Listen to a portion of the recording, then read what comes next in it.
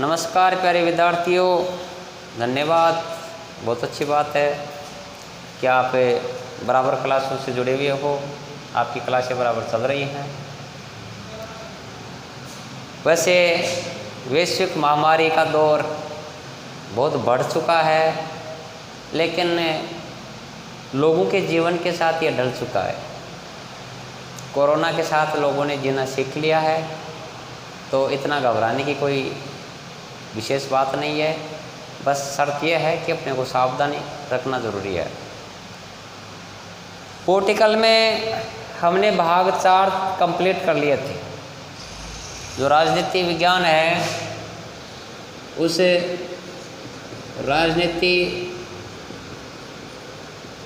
विज्ञान में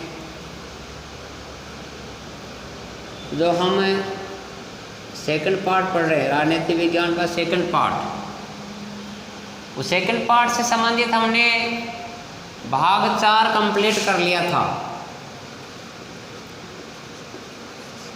पार्ट इधर है 18। इसमें जो संविधान के 22 भाग हैं, उन 22 भागों में हमने भाग 1 से 4 तक पूर्ण कर लिए थे। जो अंतिम भाग अंतिम 4 का था, मूल कर्तव्य, वो हमने पहले वाले वीडियो में कंप्लीट कर लिया था। अब हम आज संविधान का भाग 5 पढ़ेंगे। संविधान का 5वां पार्ट, 5वां भाग, और ये 5वां भाग जो अनुच्छेद, इधर हमने चौथे भाग का भाग क पढ़ा था, उसमें हमने आर्टिकल 51 का भी पढ़ लिया था। तो यहाँ अनुच्छेद हमें 52 से लेकर आर्टिकल 151 तक पढ़ेंगे। भाग 5 में अनुच्छेद 52 से लेकर अनुच्छेद 151 तक पढ़ेंगे। ये जो भाग 5 है, उस भाग 5 में राष्ट्रपति, उपराष्ट्रपति और मंत्रिपरिषद, इन कहने का मतलब यह है कि हम जो भाग 5वां पढ़ रहे हैं, उसमें राष्ट्रपति, उपराष्ट्रपति, मंत्रिपरिषद, ये चीज़ें पढ़ेंगे। और इसमें जो हम फर्स्ट चीज़ पढ़ रहे हैं, वो फर्स्ट चीज़ होगी अपनी कार्यपालिका। उसके बाद में हम इसमें व्यवस्थापिका, उसके बाद हम इसमें न्यायपालिका, इसका अध्ययन करेंगे। जो अपना 5वां भाग है, संविधान में जो 22 भाग दिए गए हैं, उसमें हमने भाग 1 से 4 तक तो पूरा वीडियो में कंप्लीट पढ़ लिया था। और उन भाग 4 तक जो हमने पढ़ा, उसमें आर्टिकल 1 से लेकर के और हमने आर्टिकल 51 तक कंप्लीट पढ़ लिए थे। फिर जो हमारा उपभाग चला था भाग 4 का, उसमें हमने आर्टिकल 51 का, जो हमारे मूल कर्तव्यों से संबंधित था, उसको हमने कंप्लीट कर लिया था। आज जो हम भाग 5वां पढ़ रहे हैं, उस भाग 5वें में अनुच्छेद 52 से अनुच्छेद 151 तक कंप्लीट पढ़ेंगे। और इसमें आपका राष्ट्रपति, उपराष्ट्रपति और मंत्रिपरिषद आएगा, जो है कार्यपालिका, वो व्यवस्थापिका, वो और न्यायपालिका, ये चीज़ें इसमें स्पष्ट होंगी। अब हम इसमें ले रहे हैं आर्टिकल 52। आर्टिकल 52, आर्टिकल 52 क्या कहता है? कि आर्टिकल 52 कहता है भारत का एक राष्ट्रपति होगा। भारत का एक राष्ट्रपति होगा।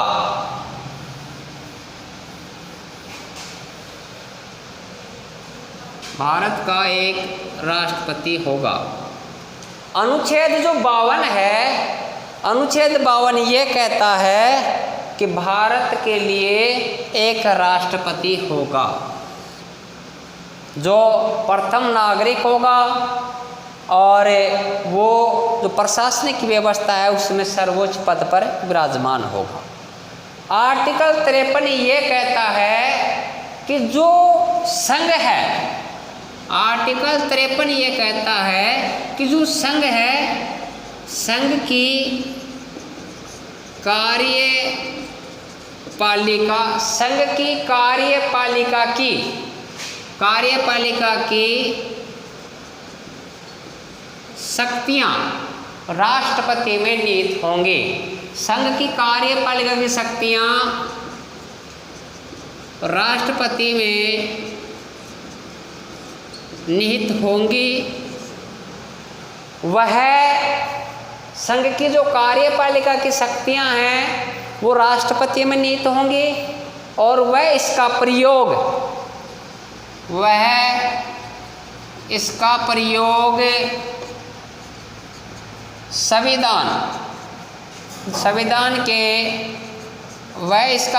संविधान के अनुसार स्वयं या अपने अधीनस्थ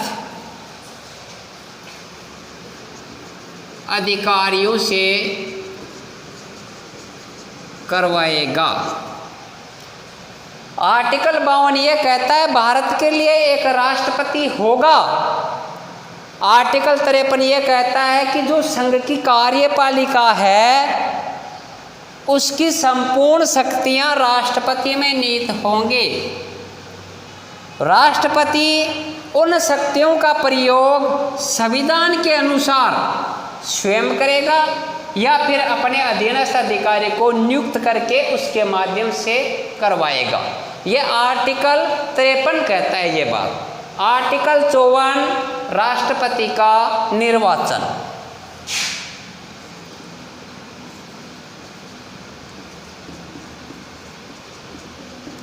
राष्ट्रपति का निर्वाचन। आर्टिकल 54 राष्ट्रपति का निर्वाचन, चुनाव प्रक्रिया।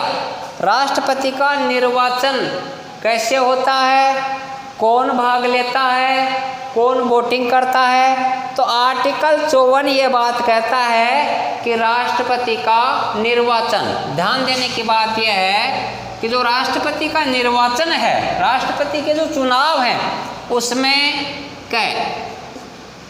संसद के जो निर्वाचित सदस्य होते हैं वो राष्ट्रपति को वोट देते हैं। संसद के निर्वाचित सदस्य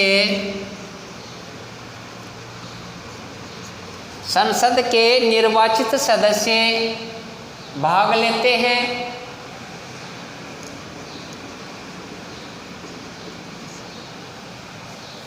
संसद के जिसमें दोनों सदन आते हैं, लोकसभा और राज्यसभा। लोकसभा और राज्यसभा में जितने भी निर्वाचित सदस्य हैं, ध्यान देने की बात यह है कि यहाँ ये एक नया निर्वाचित सदस्य नाम का एक शब्द जुड़ा, निर्वाचित, क्योंकि संसद में मनोनीत सदस्य भी होते हैं। संसद में मनोनीत सदस्य भी होते हैं। जैसे लोकसभा की बात करें तो उसमें एंग्लो इंडियन समुदाय के सदस्य होते हैं। इसके अलावा जैसे राज्यसभा की बात करें तो उसमें भी 12 सदस्य राष्ट्रपति द्वारा मनोनीत होते हैं। तो संसद में मनोनीत सदस्य भी होते हैं, तो संसद में निर्वाचित सदस्य भी होते हैं। अब जो संसद में निर्वाचित सदस्य होते हैं वो राष्ट्रपति के चुनाव में भाग लेते हैं और राष्ट्रपति को वोट देते हैं। खैर, राज्यों की विधान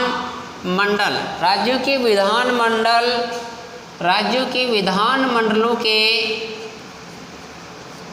निर्वाचित सदस्य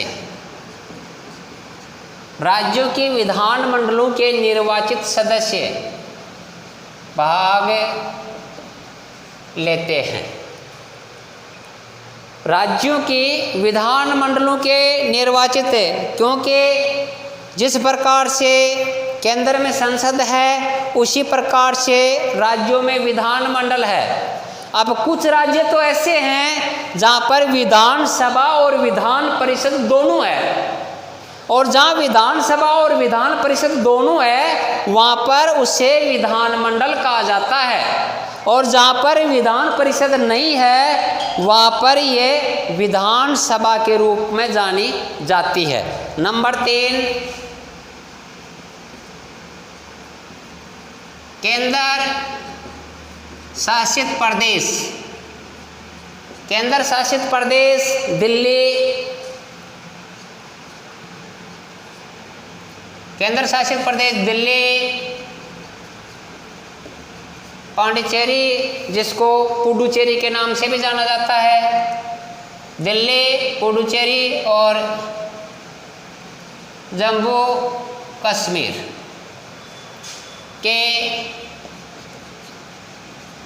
निर्वाचित सदस्य। केंद्र शासित प्रदेश जिस पर शासन का संचालन सीधा केंद्र के माध्यम से होता है, राष्ट्रपति के अधिकार क्षेत्र में होते हैं ये प्रदेश। केंद्र शासित प्रदेश दिल्ली, पांडिचेरी और जम्मू कश्मीर के निर्वाचित सदस्य भी राष्ट्रपति के निर्वाचन में भाग लेते हैं। ध्यान देने की बात यह है कि आर्टिकल जो 54 है वो राष्ट्रपति के निर्वाचन का उल्लेख करता है। आर्टिकल 54 में राष्ट्रपति के निर्वाचन का क्या उल्लेख करता है कि राष्ट्रपति के चुनाव में वोट देने के लिए कौन कौन भाग लेता है। तो उसमें संसद के निर्वाचित सदस्य भाग लेते हैं, जो राज्यों के विधानमंडल बने हुए हैं उसके निर्वाचित सदस्य भाग लेते हैं, जो केंद्र शासित प्रदेश हैं जो दिल्ली है, पांडिचेरी है, जम्मू कश्मीर है, इनके निर्वाचित सदस्य भी राष्ट्रपति के चुनाव में भाग लेते हैं। आर्टिकल 55 राष्ट्रपति के निर्वाचन की रीति।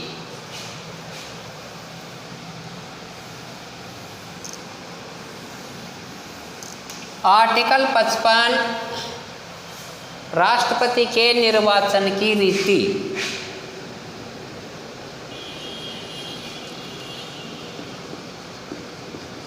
राष्ट्रपति के निर्वाचन की रीति। आर्टिकल 55 राष्ट्रपति के निर्वाचन की रीति। जो राष्ट्रपति का निर्वाचन है वह आनुपातिक, राष्ट्रपति का निर्वाचन आनुपातिक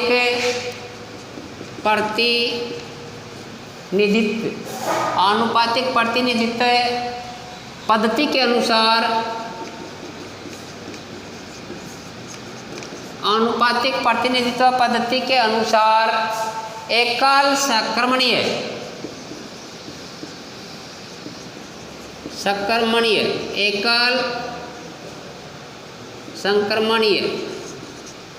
आनुपातिक प्रतिनिधित्व प्रणाली के अनुसार एकल संक्रमणीय मत द्वारा राष्ट्रपति का निर्वाचन, मत द्वारा गुप्त मतदान, आनुपातिक प्रतिनिधित्व पद्धति के अनुसार एकल संक्रमणीय मत द्वारा गुप्त मतदान से होता है,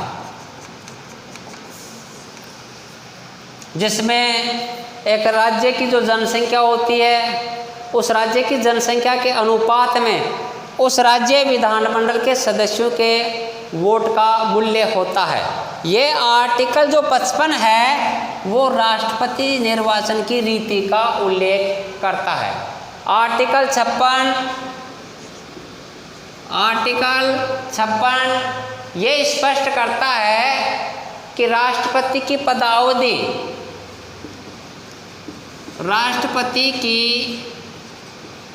पदावधि, राष्ट्रपति की पदावधि कितने समय के लिए राष्ट्रपति को चुना जाता है? सामान्यतः हम राष्ट्रपति का जो कार्यकाल है वो 5 वर्ष का मानते हैं। राष्ट्रपति की पदावधि में हम सामान्य रूप से राष्ट्रपति का जो कार्यकाल है वो 5 वर्ष का मानते हैं।